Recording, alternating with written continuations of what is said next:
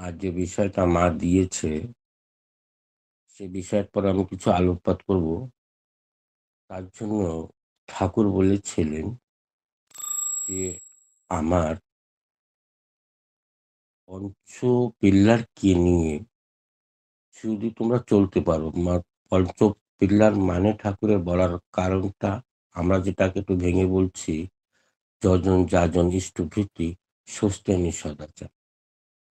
এই কয়টা নিয়ে যদি আমরা মেনে চলি,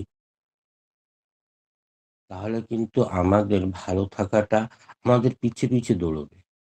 সেটা যদি আমরা যদি মেনেই না চললাম, তাহলে রোগ শোক ব্যাধি জড়া এটা কিন্তু আমাদের পিছে লেগেই থাকবে।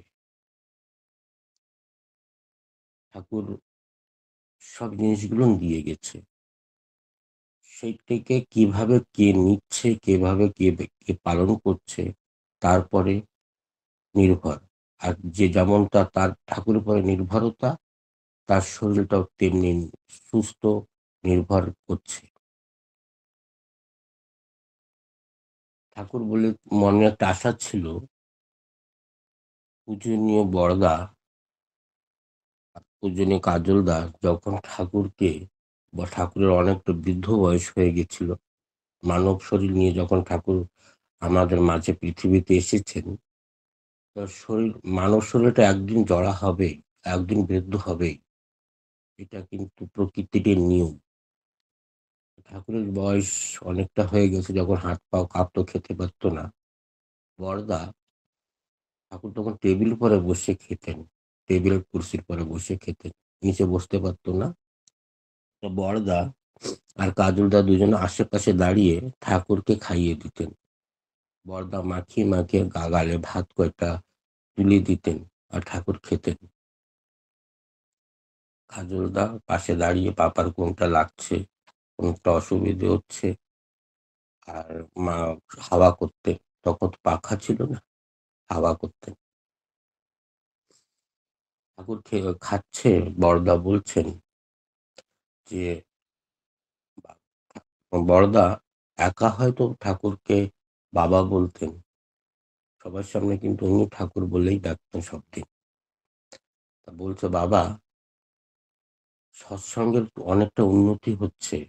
তুমি যেটা চেয়েছিলে যে অনেকটা মন্দির হবে সৎসঙ্গে, সেই মন্দির কিন্তু গুড়িত লোকে দীক্ষা নিয়ে আহ, প্রেরিত হয়ে আহ সে মন্দিরগুলো কিন্তু আপনার মন্দিরগুলো কিন্তু গড়ে তুলছে। সৎসঙ্গে এখন একটা উক্ত সুরাজ হচ্ছে, উগা হুয়া সুরাজ হচ্ছে। কিন্তু সূর্য যেমন ছোট উঠে তখন কত সুন্দর দেখা যায়, সেটা হচ্ছে। কিন্তু ঠাকুর খেতে খেতে খাবারটা বন্ধ করে, চোখ মোটা করে, মুখের কালারটা চেঞ্জ হয়ে গেল, আর পর্দার দিকে তাকিয়ে আছেন। পূজনীয় বড়দা স্তব্ধ হয়ে গেছেন। বলছে, আমি কি ভুল করে ফেলেছি বাবা, আমার দিকে এভাবে তাকিয়ে আছে? কাজলদা বড়দার দিকে তাকাচ্ছে, বড়দা কাজলদার দিকে তাকাচ্ছে। নিশ্চয়ই একটা কোনো ভুল হয়ে গেছে, বা বাবার মুখে কিছু পড়েছে, ঠাকুরের মুখে কিছু পড়েছে। মানে ঠাকুর একটু পরে বলছে, ভাত, মুখের ভাত কয়টা গিলে বলছে, সৎসঙ্গে অনেকটা মন্দির কতটা তৈরি হচ্ছে। তো ঠাকুর বলছে, ওই বড়দা বলছেন, অনেকটা জায়গায় জায়গায় আপনার মন্দির হচ্ছে। বলছে, এই মন্দিরগুলো কি এনে এই আমার ভাতের সঙ্গে মাখিয়ে আমাকে খাইয়ে দে। কথাটা শোনার পরে পিন্ড অফ সাইলেন্স। দুই ভাই এক দুজনের দিকে, মুখের দিকে তাকাচ্ছে। বলছে, কি বলছে বাবা, যে ওই মন্দিরগুলো মাখিয়ে এনে আমার ভাতের সঙ্গে মাখিয়ে আমাকে খাইয়ে দে। তারপরে বাবা আচ্ছা, বড়দা বললেন, বাবা, আমি ভুল কি করেছি, আমি ভুল কি বলেছি, যেটা হচ্ছে সেটা বলছি। ঠাকুর বলছেন যে, আমার আমি চাই যে এক একটা মন্দির করে কোনো লাভ হবে না। এই একটা মন্দিরে কিছু হবে না। এক একটা প্রান্তে, এক একটা দেশে, এক একটা ডিস্ট্রিক্টে এক একটা মন্দির হয়ে কিছু হবে না। যদি মন্দির করতে হয়, প্রত্যেকটা সৎসঙ্গের ভিতরে একটা মন্দির গড়ে তোল। তবে কিন্তু সৎসঙ্গের সার্থকতা, তবে কিন্তু আমার এই জন্ম নেওয়াটা সার্থকতা। প্রত্যেকটা জীবনের ভিতরে, প্রত্যেকটা মানুষের ভিতরে একটা মন্দির গড়ে তুলতে বলেছেন। ঠাকুর এই বিষয়ে বলে গিয়েছেন যে আমাদের কিভাবে থাকতে হবে, কিভাবে বসতে হবে, কোনটা খেলে ভালো হবে, কোনটা লাগাইলে আমরা শরীরে যদি আমরা মাখিয়ে নিই তা সেটা বেশি গ্লেজ করবে, চমক থাকবে।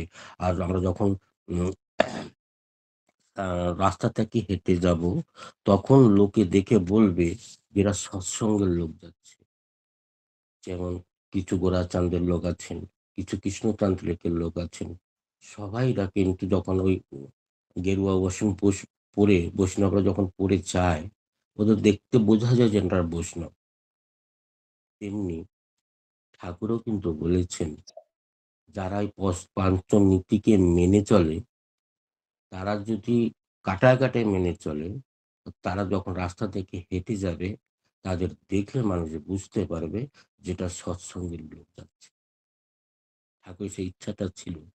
সেই ইচ্ছাটাকে আমি আমার জিহ্বার জন্য, যে টংটা আছে, যে জিহ্বাটা আছে, এই জিহ্বাটার জন্য এতটা খারাপ করে ফেলেছি।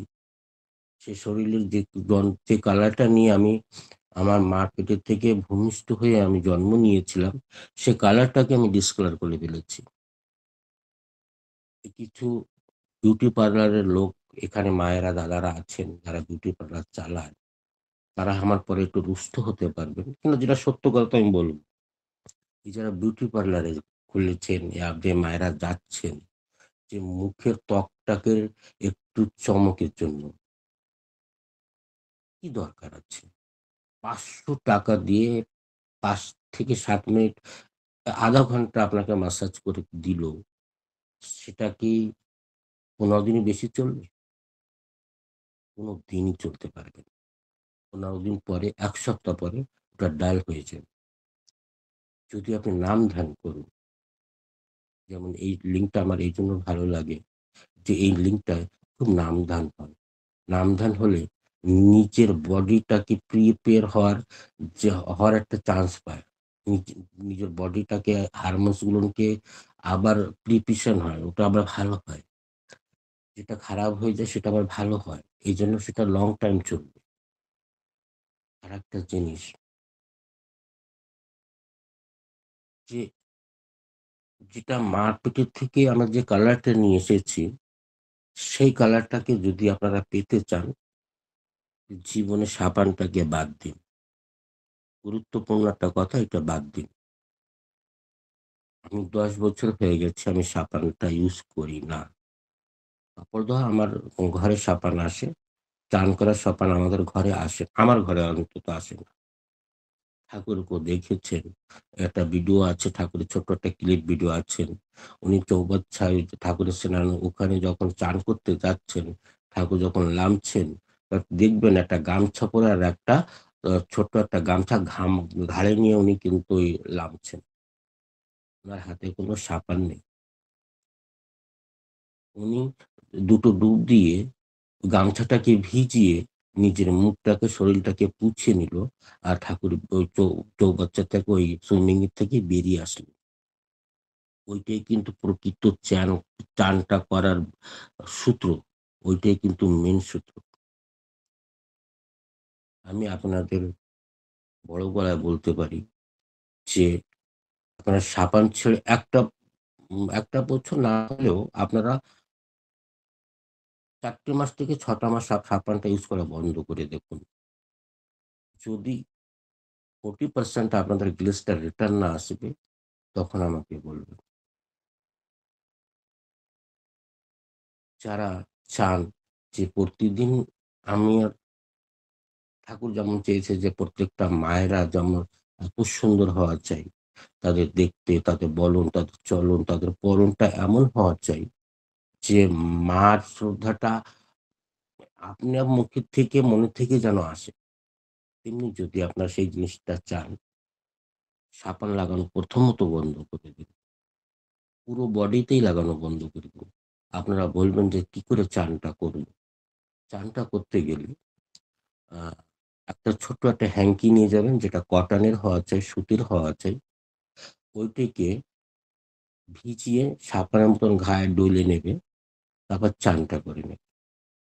যদি ওটা বলছে না আমার এটা মনটা ভরছে না, তাহলে একটু দই একটু তেলের মতন পুরো বডিতে লাগিয়ে ঘষিয়ে ওই কাপড়টা দিয়ে আবার চান করতে গিয়ে ওই কাপড়টা দিয়ে আরেকবার ঘষে নেন। ১০ টা দিন করে দেখুন, আপনার গ্লেজ আপনি নিজের চোখে দেখতে পারবেন। আর যে এটা মায়েদের প্রাপ্তি, যে মায়েদের একটু ফেসটা, মুখটা একটু যেন উজ্জ্বল চমক গ্লেজ থাকে। তার জন্য মায়েরা একটু ভালো করে শুনবেন। দাদারাও করবেন, মায়েরাও করতে পারেন। মায়েরা তো করবেনই করবেন, দাদারাও করতে পারেন। প্রতিদিন রাত্রেবেলা যখন শুতে যাবেন, আ ভালো করে ঠান্ডা জল দিয়ে মুখটা ধোবেন।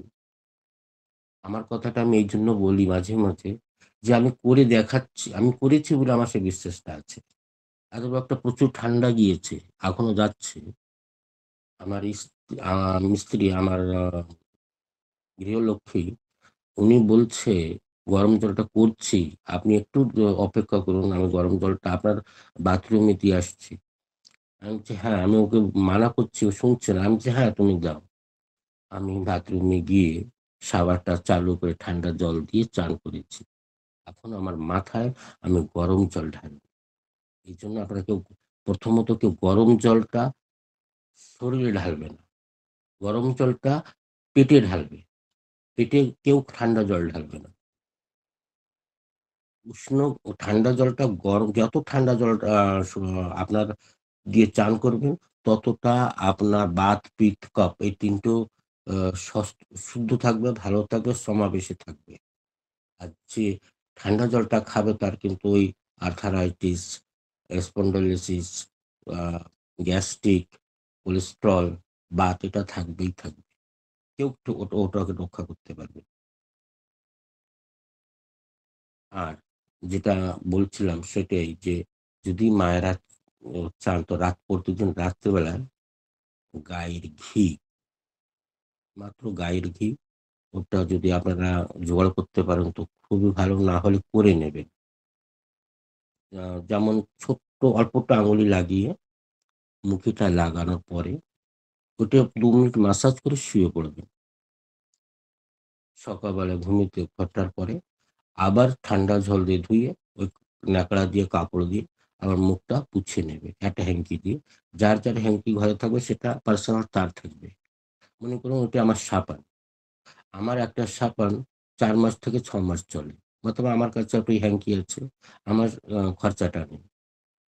আমার ঘরের সবার একেকটা আলাদা, আলাদা সাবান আছে। ওইভাবে আমাদের ঘরে সবাই চান করে। কয়েকদিন মানেনি আমার কথা আমার গৃহলক্ষ্মী। তারপর কিছুদিন পরে দেখেছি যে চেহারাটা খুব খারাপ হয়ে যাচ্ছে। চেহারার স্পট এসে যাচ্ছে, কালো, কালো মাস্তে দাগ এসে যাচ্ছে, মেলাজমা এসে যাচ্ছে। তখন উনি অনেকটা মেডিসিন অনেক ডাক্তারের কাছ থেকে নিয়েছে। তারপর দেখছে যে না, আরো যখন করছি তখন তো ভালো থাকছি। খুব চা মুখে চমক এসে যাচ্ছে, খুব গ্লেজ এসে যাচ্ছে। যখন ওটা বন্ধ করছি, তার চেয়ে যেটা ছিল তার চেয়ে ডবল রিপিট হচ্ছে। তখন উনি আমাকে বলল যে, "আমি তো হেরে গেলাম। এবার আপনি বলুন কি করতে হবে?" আমি বললাম, মানুষ এক দেখে শেখে আর এক করে শেখে।" তা বলছে, "হ্যাঁ, আপনি" তো আমি বললাম, "তুমি না দেখে শিখতে পারছো, না করে শিখতে পারছো? তুমি তো দেখছো আমি কি করছি।" বলছে, "বুঝতে পারলাম।" সে তখন থেকে স্টার্ট করেছে। এখনো মোটামুটি ভালোই আছে। আপনারা যারা দেখিয়েছেন হয়তো তারা জানেন যে এখনই ভালো আগের চেয়ে ভালো আছে। আগের চেয়ে অনেকটাই ভালো আছে। এমনি যখন আমার প্র্যাকটিক্যালটা আছে তখন আপনাদেরও হবে।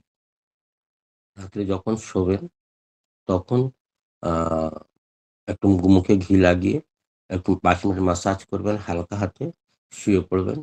সেমনি থাকবে ঘিটা। সকালবেলা ঘুম থেকে ওঠার পরে মুখটা ঠান্ডা জল দিয়ে ধুয়ে নেবেন। ধুয়ে নেওয়ার পরে আপনি একটু নারকেল তেলটা লাগাবেন। বডিতে আর কোনো তেল কোনো পাউডার লাগাবেন না। থাকে না মায়েদের প্রাপ্ত যে কোনো সময় কখনো একটু বাইরে যাবো তখন একটু কিছু লাগিয়ে নেব। সেটা করতে পারেন। কিন্তু আসার পরে আবার মুখটা ধুয়ে সাবানটা লাগিয়ে দেখবেন। ওই সাবানটা না লাগিয়ে মুখটা ধুয়ে ওই নারকেল তেলটা লাগিয়ে আবার শুয়ে পড়বেন। দেখবেন যে মাস ২ পরে আপনার প্রকৃতির যে গ্লেজটা সেই গ্লেজটা কিন্তু বাড়ছে। এই আপনি বিউটি পার্লারে যাচ্ছেন আপনারা ৳৫০০ দিয়ে আসছেন, ৳৭০০ দিয়ে এসেছেন। বেশি, বেশি ১৫ দিন থেকে ১৬ দিন চলবে। আমি যেটা বললাম ওটা আসতে ন্যাচারাল কালার আসতে আপনার ১৫ থেকে ২০ দিন লাগবে। আর ওটা যা চলবে অল লাইফ চলবে। তার চেয়ে যদি বেশি গ্লেজ চান, প্রত্যেক দিন সকালবেলা পান্তা ভাত খাবেন। যারা পান্তা ভাত খাবে, পান্তা ভাতটার মধ্যে অনেকটা আ ও ভিটামিনস আছে, অনেকটা ক্যালসিয়াম আছে, অনেকটা আয়রন আছে, অনেকটা ফসফরাস আছে, অনেকটা আ সালফার আছে।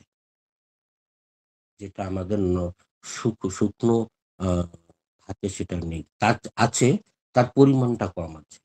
কিন্তু পান্তা ভাতে ওটা কেন হচ্ছে? যে পান্তা ভাতের ভিতরে যখন ভাতটা আমরা জল দিয়ে ঢেকে রেখেছি, ও ১২ ঘন্টা অক্সিজেনের সমাবেশে আসতে পারেনি, অক্সিজেনের টাচে আসতে পারেনি। এজন্য ওখানে একটা গাজন প্রক্রিয়া হচ্ছে। যখন গজন প্রক্রিয়াটা হচ্ছে, তখন ওর পাওয়ারটা ডেভেলপ হচ্ছে। তো যখন ওটা খাবে দেখবেন যে চেহারার চমকটা কেমন আসে।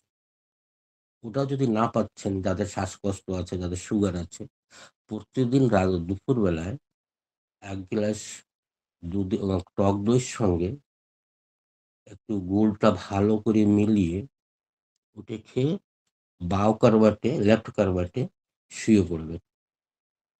দেখবেন যে ১৫ থেকে ২০ দিন, ১৫ দিন লাগবে খুব বেশি। দেখবেন আপনার চেহারায় আপনি যখন আয়নার সামনে যাচ্ছেন, উম আ মিররের সামনে যাচ্ছেন, দেখবেন যে আপনি নিজেও অনুভব করতে পারবেন যে আপনার চেহারাটা গ্লেসে আসছে। যেটা প্রকৃত, সেটা আপনার জীবনভর থাকবে। ঠাকুর বলেছেন যে যদি জীবনভর নিজের যৌবনটাকে বজিয়ে রাখতে হয় তাহলে ঘোল খাবি। আমরা যেটা আপনাকে বললাম যে উম টক দই আর গুড় খেতে, ওটা কিন্তু ঠাকুরের ভাষায় বলতেন ঘোল খেতে। ঘোলটাকে খেলে জীবন আর সঙ্গে একটু আ সল্ট ল লবণ ওটা দিতেই হবে টেস্ট অনুযায়ী। ওই ৩ টে জিনিস দিতেই হবে। কাঠ দহি, গুড় আর একটু লবণ। এটা ৩ টে জিনিস দিয়ে আ ঠাকুর কিন্তু খেতে খুব ভালোবাসতেন। আমি একটা ইসেও শুনেছি, আ YouTube এ শুনেছি। আর আমি এটা পড়েছি এক জায়গায়। ঠাকুর কিন্তু ঘোল বানানোর জন্য একটা মাকে ডাকতো যে ওর মাটা ঘোল বানাতে খুব ভালো পারে। ওকে ডেকে নিয়ে এসে আমাকে একটু ঘোল খাওয়া। ঠাকুর কিন্তু ঘোল খেতে ভালোবাসতেন। ওই ঘোলটা খাবেন।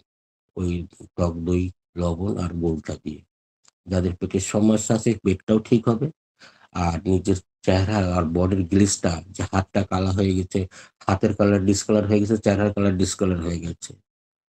এই দুটো সেম হয়ে যাবে আপনাদের।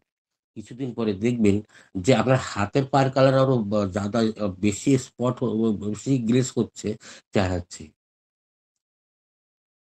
অনেকটা মায়েদের আমরা দেখি, মায়েদের হোক দাদাদেরও দেখি যে চেহারার কালারটা এক পর্যায়ে যাচ্ছে, হাতে পায়ের কালারটা এক পর্যায়ে যাচ্ছে।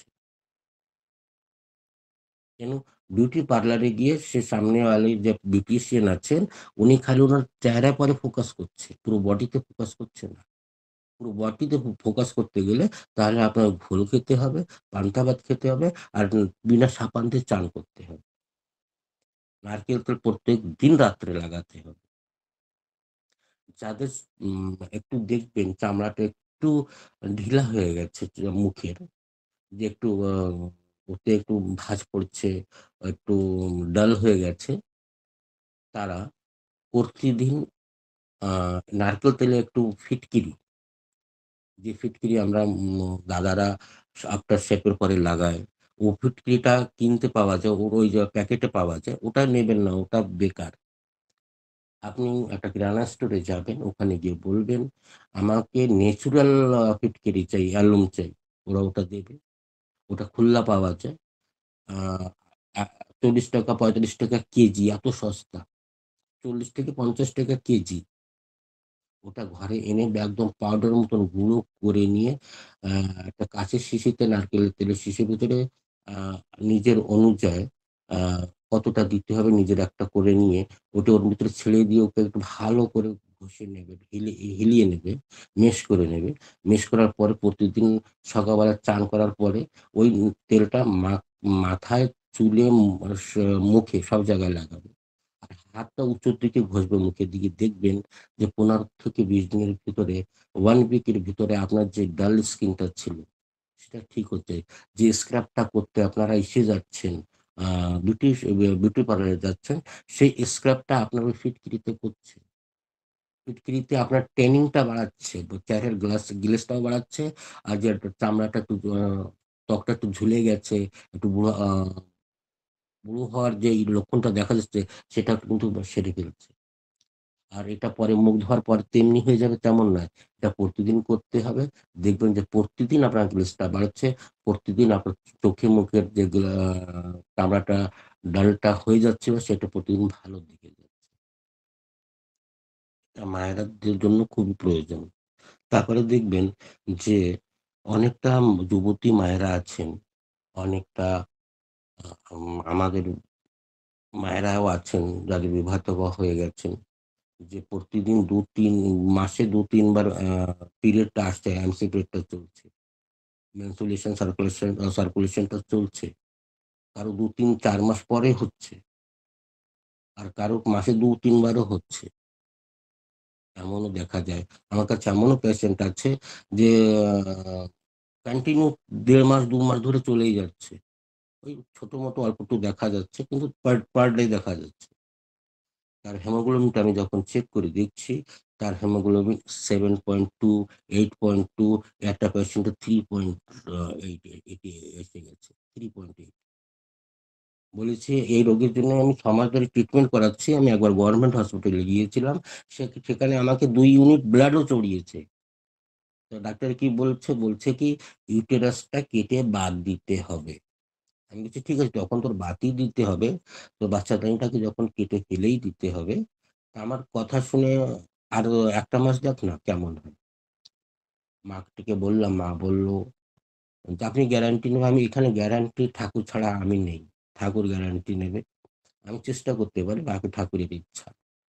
তো বলল, "হ্যাঁ, আমি রেডি আছি।" ওকে কয়েকটা আয়রন ইনজেকশন লাগিয়ে একটু সুস্থ করে দেওয়ার পরে আমি বললাম, "ঘি নিয়ে আয়।" ঘি নিয়ে আসলো। ঘি নিয়ে সেই ঘিটা কিন্তু আপনাদেরও ওই একই রুলস থাকবে। প্রতিদিন সকালবেলা ওকে বললাম যে, "সকালে খালি পেটে ১ গ্লাস গরম জলের ভিতরে দেশি গাইয়ের ঘি হলে সনেপে সোহাগা। যদি দেশি ঘি না পান তো মোষের দুধটাও চলবে কিন্তু ততটা কাজ হবে না।" ওই মা একটা কথায় বলে না, "নাই মার চেয়ে কানা মা অনেক ভালো।" ও তেমনি কাজটা করবে। কিন্তু দেশি ঘিটা হলে দেশি গাইয়ের ঘিটা হলে খুব ভালো। ওইটে ২ চামচ থেকে ১.৫ চামচ, ১ চামচ থেকে ১.৫ চামচ ওর মধ্যে ছেড়ে দিয়ে একটু ঘুলিয়ে নিয়ে ওই জলটাকে সিপ করে চা'র মতন খেয়ে নেবে। ওইটা খাওয়ার পরে ১ ঘন্টা কিছু খাবে না। আর রাতে যখন শুতে যাবে তখনও এরকম করে খেয়ে শুয়ে পড়বেন। ৩ টে মাস করে দেখুন। এমন যদি কোনো পেরেশানি থাকে, কোনো ডাক্তার বলেছেন, বড় ডাক্তাররা বলেছেন যে আপনার ইউটেটাসটা বাদ দিতে হবে, আপনার বাচ্চাদানিটাকে ফেলে দিতে হবে। আমার পেশেন্ট যদি ভালো হতে পারে, তো আপনারাও নিশ্চয়ই ভালো হয়ে যাবেন। এটা আমার প্র্যাকটিক্যাল আছে যেটার পর আমার বিশ্বাস। অ পয়সা তো কিছু লাগছে না, ওই ঘিটা কিনতে যা পয়সাটা লাগছে, আর তো কিছু লাগছে না। করে দেখুন না। এটা করবেন, দেখবেন যে ওটা ভালো হয়ে যাচ্ছে। আমি এই কথার ভিতরে আমি সেরে দিচ্ছি রুমামার কথাটা যে, যার ইউটেরাসের মধ্যে টিউমার या সিস্ট, মা এখন ওই কথাটা যারা ডাক্তার আছেন এই লিঙ্কে তারা তো বুঝতে পেরেছেন যে, ওই ইউটেরাসের ভিতরে বাচ্চাদানির ভিতরে একটা সিস্ট হয়েছে। সিস্ট মিনস একটা জলের আ ওস কি বুন মতলব একটা বাংলায় কি বলে? উম ওস, ও যে সকালবেলা যে ওসটা পড়ে, ওসের মতন একটা লাসা একটা ওখানে পদার্থ হয়েছে যে আপনার সার্কেলটাকে ঘুরতে দিচ্ছে না।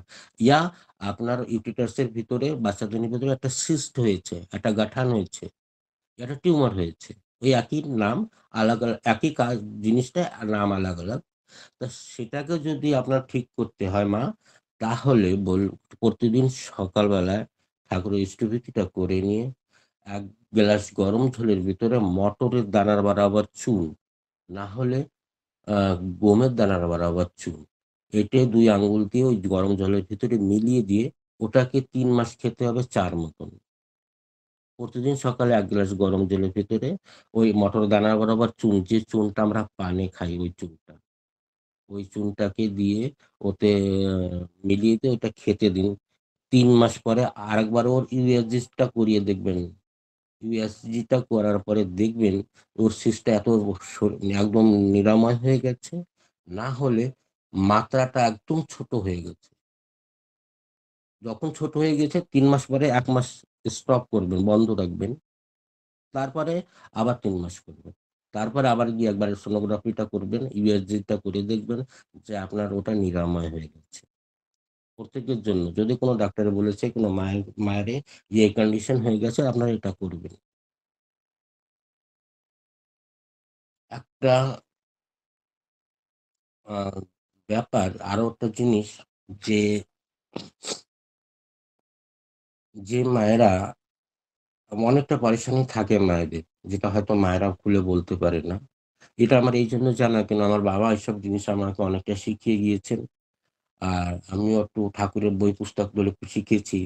আর আমার কাছে লেডিস পেশেন্টটাই বেশি। তো এজন্য এইসব বিষয়ে আমার একটু বেশি জানা আছে আ মায়েদের ব্যাপারে। যে যাদের এই সাদা স্রাবটা হয়, কিচ্ছু করতে হবে না। কিচ্ছু করতে হবে না। কোন ডাক্তারের কাছে যেতে হবে না। নিজেকে হাইজেনিক রাখতে হবে। নিজেকে পরিষ্কার রাখতে হবে। আর আ শতাওরি চূর্ণ পাওয়া যায়। শতাওরি পাউডার। মেডিকেল স্টোরে যেয়ে বলবেন শতাওরি পাউডারটা দিতে। ওকে ১ গ্লাস গরম জলে রাতের বেলা যখন শুতে যাবে, ১ গ্লাস গরম জলের ১ গ্লাস গরম দুধের সঙ্গে ফুটিয়েও ওর সঙ্গে ঢেলে দিয়ে ফুটিয়েও নিতে পারেন। দুধটা ফাটবে না। না হলে আ গরম জলের ভেতরে একটা স্পুন দিয়ে চামচ দিয়ে গুলিয়ে নিয়ে ওটা খেয়ে শুয়ে পড়বেন। ১ মাস করে দেখুন না।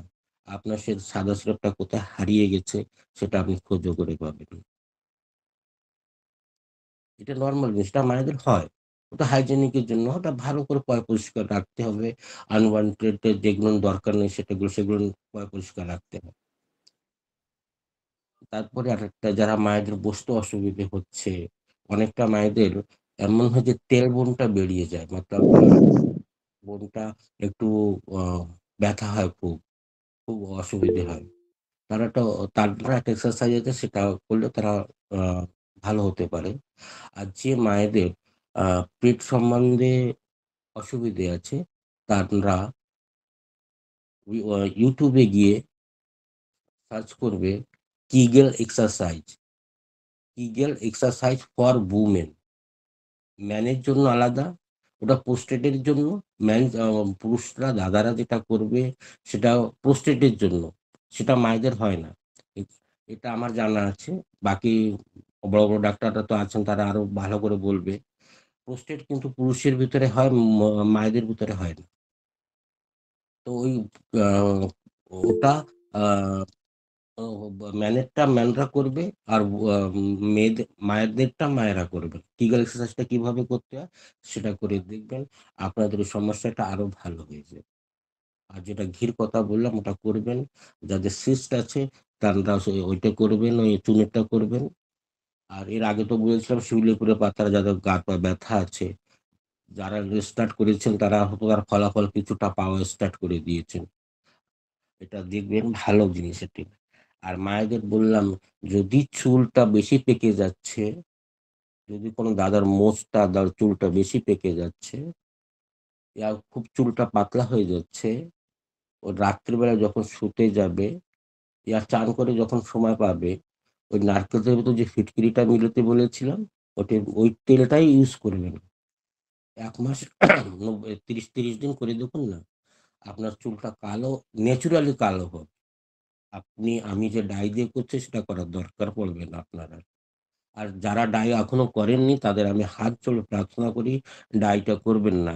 একবার ডাইতে ঢুকেছে আপনার মাথার ভেতরে আপনার পুরো শরীরটাকে মাথার পুরো চুলটাকে সাদা করার তার মধ্যে ক্ষমতা আছে। তাকে কালো তো করতে পারবে ১ সপ্তাহ কিন্তু আ পুরো সাদাটা করে দেওয়ার জীবনভরের ক্ষমতা ওর ভিতরে আছে। ওটা ইউজ করবেন। ওই যেটা বলিয়েছি ওটা করে দেখুন। ১ মাসের ভিতরে আপনাদের 50% চুল কালো হয়ে যাবে। কিন্তু ফিটকিরিটা দেশি হওয়া চাই, ওই প্যাকেটওয়ালা নয়। যেটা খুল্লা পাওয়া যায় মার্কেটে ওটা নিয়ে এসে করবেন। আমার সময় আজকে হয়তো শেষ হয়ে গেল। এবার খাবার সময় জলটা খাবে না।